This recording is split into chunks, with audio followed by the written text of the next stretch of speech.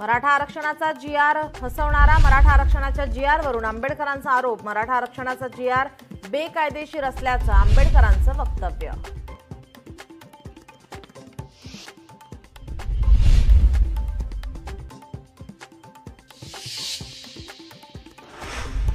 उच्च कार्यक्षम क्षेत्रातून निदर्शनं आणि आंदोलनाचा प्रतिबंध करा।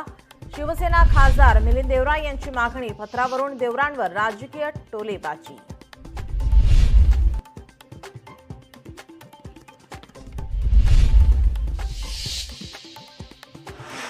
ओबीसी महासंघाचं साखळी उपोषणाची सांगता। अतुल सावे यांच्या भेटीनंतर ओबीसी उपोषणाची सांगता।